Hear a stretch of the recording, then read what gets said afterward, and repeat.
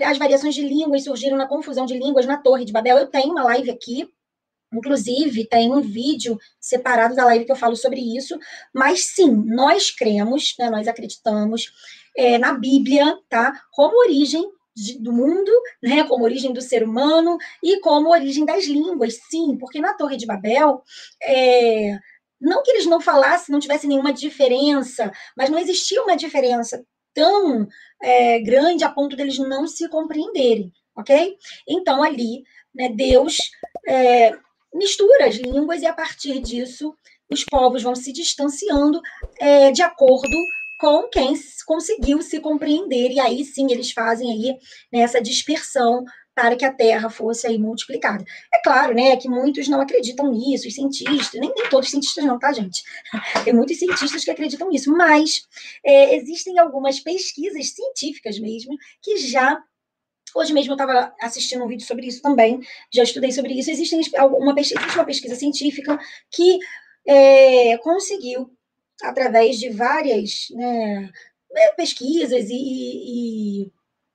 esqueci agora o nome que se fala, né?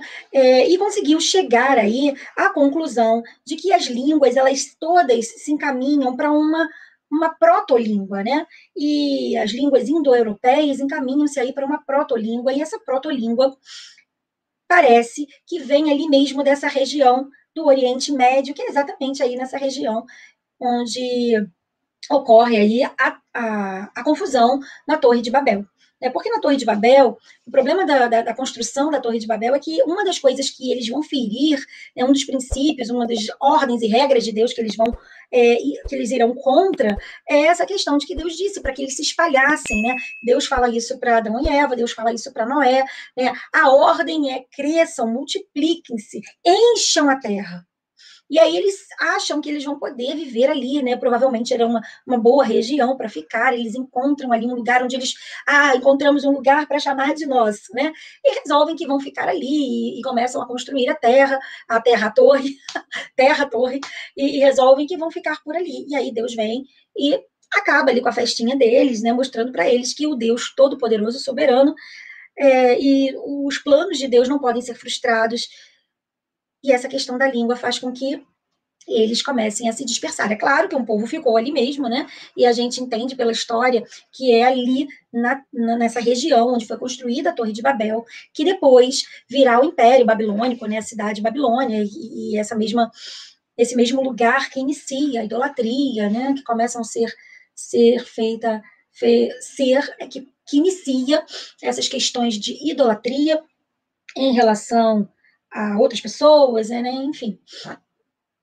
E nós temos aí, em toda a história bíblica, né, essa cidade, a Babilônia, ela sempre foi sinônimo de adoração a ídolos, sinônimo de promiscuidade, né, sexual, de perversão sexual, enfim. E justamente esse povo vai receber aí, vai destruir o templo de Jerusalém, aquele templo maravilhoso que Salomão constrói, vai levar os judeus cativos, para a Babilônia, enfim, vai destruir tudo, né? E nesse período, deixa eu colocar aqui o celular, porque eu tô achando que vai descarregar aqui. E nesse período, o que vai acontecer? Nesse período, Daniel vai viver na Babilônia. Então, eu acho muito interessante que, ainda que os povos, né, sejam idólatras e não reconheçam Deus como Senhor, de alguma forma Deus dá oportunidades. Né? Deus dá oportunidades porque homens de Deus foram levados cativos como escravos para a Babilônia. E aí a Babilônia, as pessoas que moravam lá tiveram a oportunidade de conviver com esses homens. Reparem que Abraão, ele vive bastante tempo, né? E aí eu dei um salto para trás, né? Porque Daniel não tem nada a ver com a época de Abraão, mas o assunto é o mesmo, no sentido de que Abraão viveu a vida dele em Canaã. E esse período que ele vive em Canaã, as pessoas de Canaã tiveram a oportunidade de conhecer o Deus verdadeiro, Deus Todo-Poderoso, Deus soberano que criou o céu, a terra e o mar, porque era assim que eles se reportavam a Deus, né? O Deus que criou o mundo, o Deus que criou todas as coisas, Elohim, né? Elohim, em hebraico.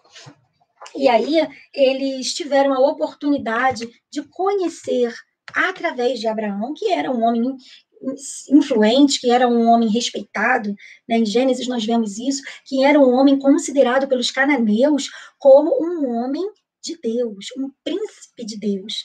Vocês podem ver isso no capítulo quando ele tenta comprar um lugar, quando ele tenta encontrar um lugar para enterrar a sua esposa.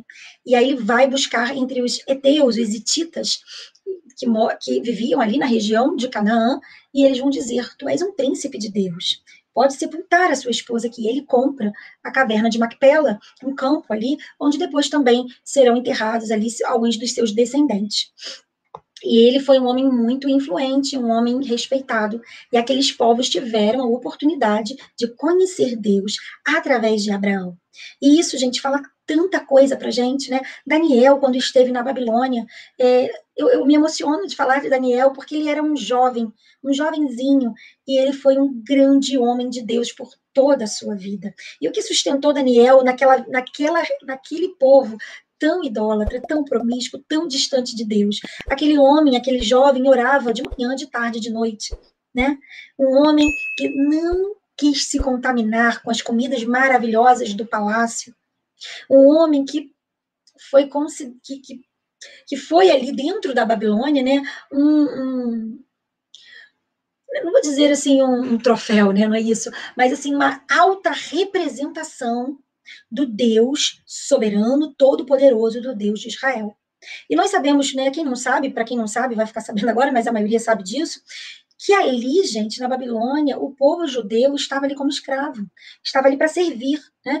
Alguns, claro, como Daniel, tiveram altos cargos, mas outros eram escravos mesmo ali, mas, né, dependendo da sabedoria, da inteligência, do conhecimento, eles iam ali chamar para trabalhar com que fosse, né, e Deus com que fosse compatível, vamos dizer assim, né?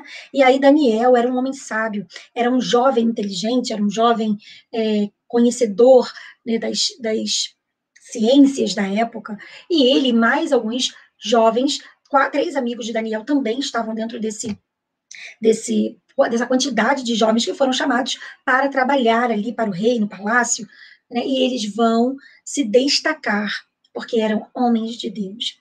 Então, quem nunca leu esse livro, o livro de Daniel, leia, que é um livro tremendo.